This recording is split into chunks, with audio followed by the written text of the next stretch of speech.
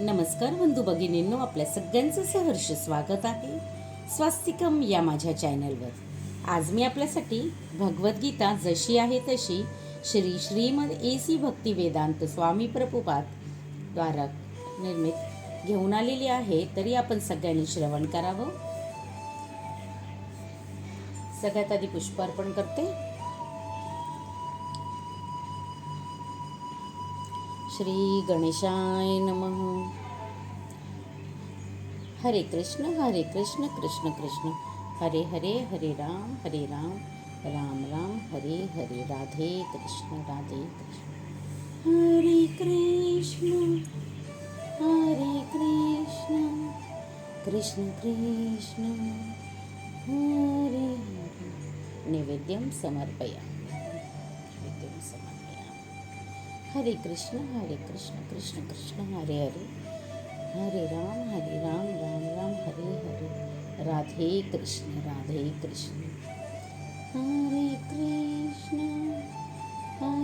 कृष्ण कृष्ण कृष्ण हरे हरे।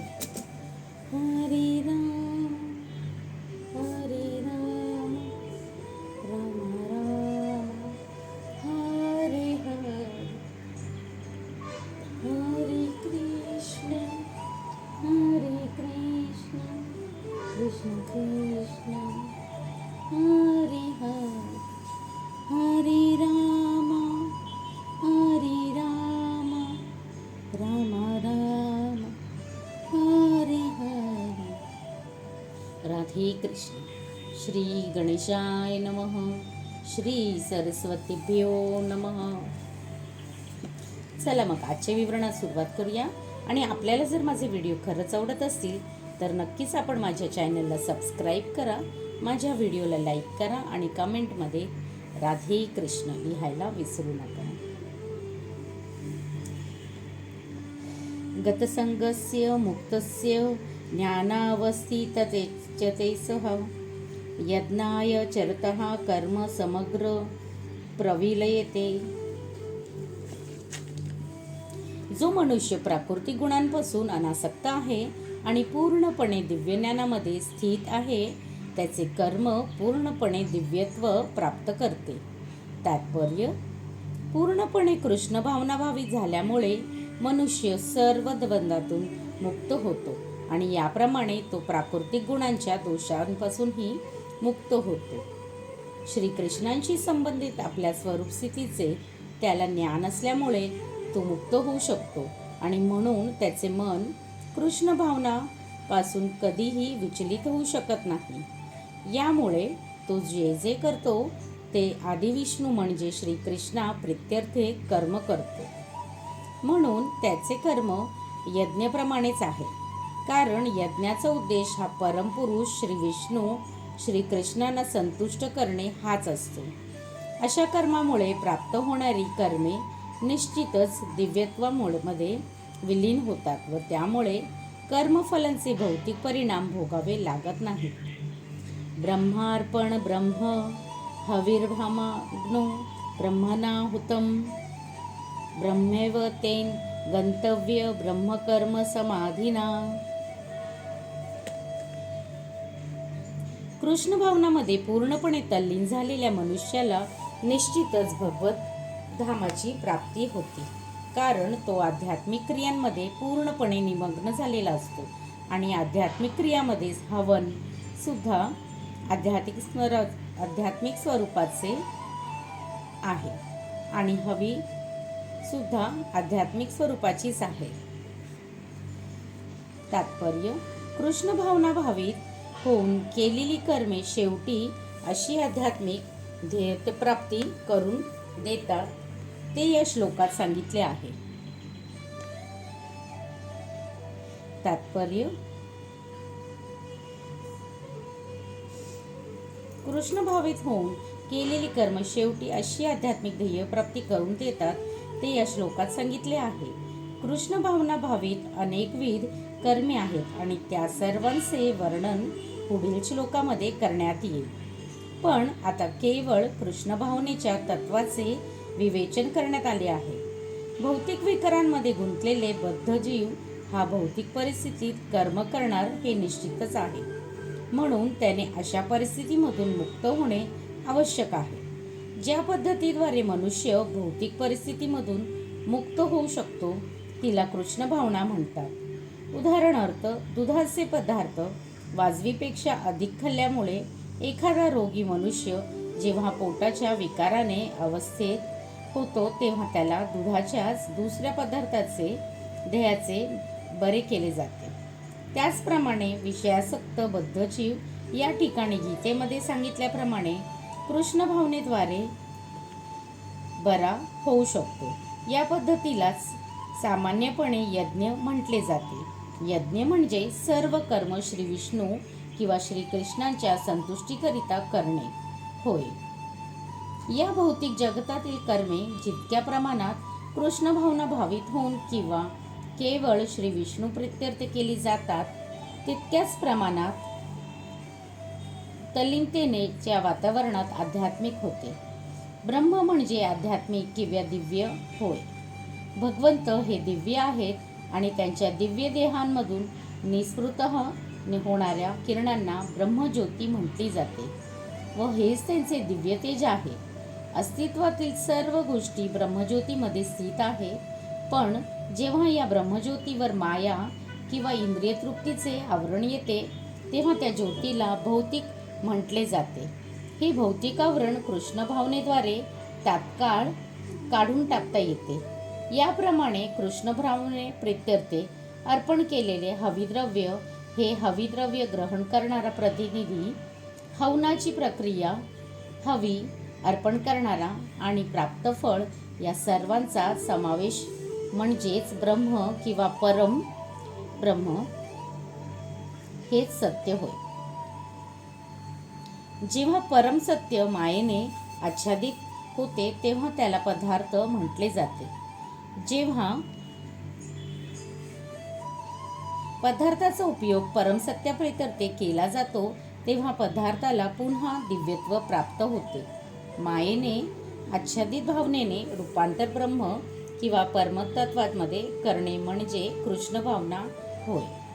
जेव्हा मन पूर्णपणे कृष्ण भावनेमध्ये तल्लीन होते तेव्हा ते समाधीस्थ आहे असे म्हटले जाते. या दिव्य भावनेमध्ये जे काही केले जाते त्याला यज्ञ असे म्हणतात. आध्यात्मिक भावनेच्या या स्तरावर हवी अर्पण करणारा हवी, हवन, यज्ञाचा अधिष्ठाता आणि अंती प्राप्त होणारे फळ सर्व काही परब्रह्मामध्ये एकत्रित होते. कृष्ण भावनेची हीच पद्धती आहे. दैवमे वापरे यज्ञम योगिनः पर्युपासते ब्रह्माग्ना वपरे यज्ञम यज्ञे नैवोपजुप्रीती. काही योगीजन देवदेवतांना विविध प्रकारे यज्ञ अर्पण करून त्यांची चांगल्या रीतीने उपासना करतात आणि त्यातील काही जण परब्रह्मस्वरूप अग्नीमध्ये यज्ञ अर्पण करतात. तात्पर्य, पूर्वी वर्णन केल्याप्रमाणे कृष्ण भावना भावित होऊन कर्म करण्यामध्ये संलग्न झालेले मनुष्याला परमयोगी म्हणतात. पण इतर असे लोक आहेत जे या प्रकारच्या यज्ञाद्वारे देवदेवतांची उपासना करतात आणि इतरही असे लोक आहेत जे परब्रह्म किंवा भगवंतांच्या निर्विशेष तत्वाप्रित्यर्थे यज्ञ करतात. म्हणून विविध श्रेणींना अनुसरून विविध प्रकारे यज्ञ आहेत. निरनिराळ्या प्रकारच्या याज्ञिकांनी केलेले निरनिराळ्या श्रेणीतील यज्ञ हे केवळ यज्ञाचे ब्रह्मात्कारी वर्गीकरण दर्शवितात. वस्तुतः यज्ञ म्हणजे भगवान श्री विष्णूंना संतुष्ट करणे होय. श्री विष्णू यज्ञ या नावानेही जाणले जातात. सर्व निरनिराळ्या प्रकारच्या यज्ञांचे साधारणपणे 2 प्राथमिक विभाग करतात येतात. भौतिक वस्तूंचा यज्ञ आणि दिव्य ज्ञान प्राप्तीसाठी केलेला यज्ञ. कृष्ण भावना भावित व्यक्ती भगवंतांच्या संतुष्टीसाठी आपल्याकडील सर्व भौतिक वस्तूंचा यज्ञ करतात आणि तात्पुरत्या भौतिक सुखाची इच्छा असलेले इंद्र, सूर्यदेव इत्यादी देवदेवतांना संतुष्ट करण्यासाठी आपल्याकडील भौतिक वस्तूंचा यज्ञ करतात आणि निर्विशेषवादी हे निराकार ब्रह्मज्योतीमध्ये विलीन होऊन आपल्या व्यक्तित्वाचा यज्ञ करतात. देवदेवता म्हणजे भगवंतांनी विश्वाला उष्णता, वर्षा, प्रकाश इत्यादी गोष्टींचा पुरवठा करण्यासाठी नेमलेली शक्तिशाली जीव आहेत.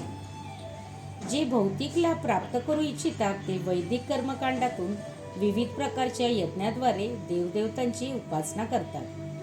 अशा लोकांना ब्रह्मेश्वरवादी किंवा अनेक देवतांवर विश्वास ठेवणारे असे म्हणतात.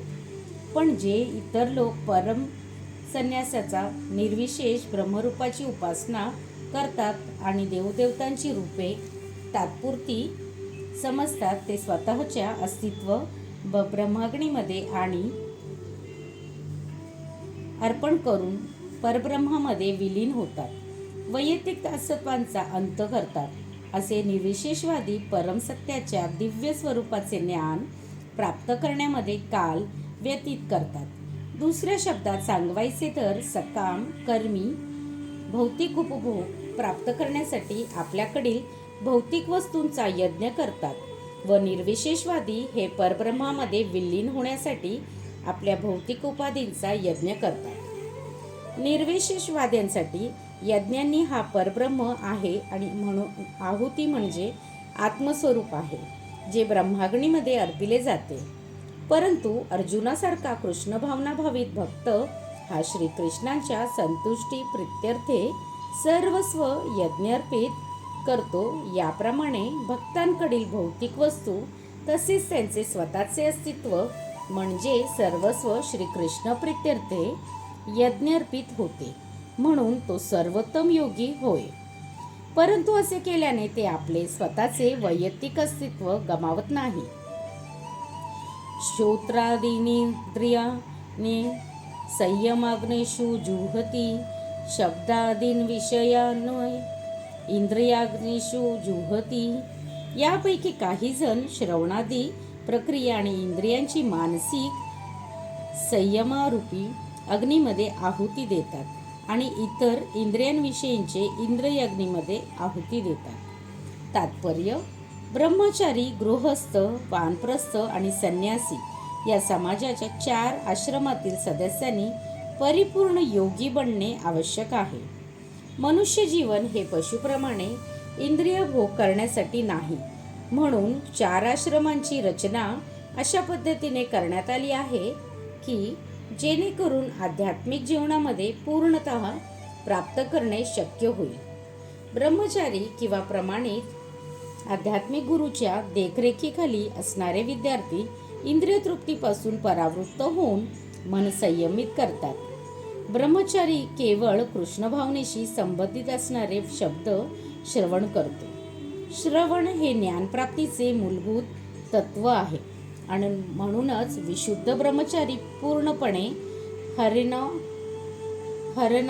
कीर्तन किंवा हरिनाम श्रवणामध्ये किंवा कीर्तनामध्ये संलग्न झालेले असतात. तो भौतिक शब्दध्वनींचे श्रवण करण्यापासून स्वतःला परावृत्त करतो आणि हरे कृष्ण या दिव्य शब्दध्वनीचे श्रवण करण्यात मग्न होतो. त्याचप्रमाणे मर्यादित आणि नियंत्रित इंद्रिय तृप्ती करण्याची मुभा असणारे गृहस्थ अशी कृत्य महत्त्व याचने संयमित करतात. लैंगिक जीवन, मादक पदार्थ व मांसभक्षण करणे हे सामान्यतः मानव समाजाच्या प्रवृत्ती असतात. परंतु एखादा संयमित गृहस्थ अनियंत्रित संभोग आणि इतर प्रकारची इंद्रिय तृप्ती करीत नाहीत. म्हणून धार्मिक जीवनावर आधारित विवाह पद्धती ही सर्व सुधारित मानवी समाजामध्ये अस्तित्वात आहे, कारण हाच मैथून भोग नियंत्रित करण्याचा मार्ग आहे. असे संयमित आणि अनासक्त संभोग जीवन म्हणजे एक प्रकारचा यज्ञ आहे, कारण गृहस्थ आपल्या इंद्रिय तृप्ती करण्याच्या प्रवृत्तीची आहुती देतो. सर्वानिंद्रिय कर्माणि प्राणकर्माणि चापरे अंतसंयम योगन्नो जुहंती ज्ञान दीपते. इतर व्यक्ती ज्या मन आणि इंद्रियांच्या संयमाद्वारे आत्मसाक्षात्कार प्राप्तीसाठी इच्छुक असतात, त्या इंद्रिय आणि प्राणांच्या सर्व क्रिया आहुती रूपाने नियंत्रित मनरूपी अग्नीमध्ये अर्पण करतात. तात्पर्य: या ठिकाणी पतंजली प्रणीत योग पद्धतीचा उल्लेख करण्यात आला आहे. पतंजलीच्या योगसूत्रामध्ये आत्म्याला प्रत्यागात्मा आणि परागात्मा म्हणून संबोधण्यात आले आहे. जोपर्यंत आत्मा इंद्रियभोगामध्ये आसक्त आहे तोपर्यंत त्याला परागात्मा म्हणतात. पण जेव्हा आत्मा अशा इंद्रियभोगापासून अनासक्त होतो तेव्हा त्याला प्रत्यागात्मा म्हटले जाते. शरीरामध्ये आत्मा हा 10 प्रकारच्या वायूमध्ये वावरत असतो आणि याचा प्रत्यय श्वसनक्रियेद्वारा येतो. पतंजली योगसूत्र मनुष्याला शरीरातील प्राणांच्या क्रियांचे नियमन कसे करावे याबद्दल सांगतो, जेणेकरून शरीरातील सर्व प्रकारच्या प्राण्यांच्या क्रिया भौतिक आसक्तीतून आत्म्याचे शुद्धीकरण होण्यासाठी अनुकूल होतील. या योग पद्धतीनुसार प्रत्यागात्मा हेच अंतिम ध्येय आहे आणि हा प्रत्यागात्मा भौतिक क्रियांमधून निवृत्त केलेला असतो. इंद्रिये आणि इंद्रिय विशेष यांचा परस्पर संबंध येतो. उदाहरणार्थ, कान श्रवण करण्यासाठी, नेत्र पाहण्यासाठी, नासिका वास घेण्यासाठी, जिव्हा चव घेण्यासाठी, हात स्पर्श करण्यासाठी आणि याप्रमाणे ही सर्व इंद्रिये आत्म्याच्या बाहेर क्रियाशील असतात आणि या क्रियांना प्राणवायूच्या क्रिया म्हणतात. अपान वायू अधोगामी आहे. व्यान वायू आकुंचन प्रसाराचे कार्य करते. समान वायू समतोलपणा राखतो. उदान वायू उदरगामी आहे. जेव्हा मनुष्य प्रबुद्ध होतो तेव्हा तो आत्मसाक्षात्कार प्राप्तीसाठी या सर्वांचा उपभोग करतो. द्रव्ययज्ञास्तपायोज्ञ योगयज्ञास्तर स्वाध्यायज्ञान यज्ञाश्व यज्ञः संशित व्रतः. काही जण कठोर व्रत धारण करून, काही जण आपल्याकडील द्रव्यांचा यज्ञ करून, काही जण खडतर तपस्या करून, काही जण अष्टांग योग पद्धतीचे आचरण करून किंवा काही दिव्य ज्ञानामध्ये प्रगत होण्यासाठी वेदाध्ययन करून प्रबुद्ध होतात. तात्पर्य: या यज्ञाचे विविध विभागामध्ये वर्गीकरण करण्यात आले आहे. विविध प्रकारे दान करून काही लोक आपल्याकडील संपत्तीचा यज्ञ करतात.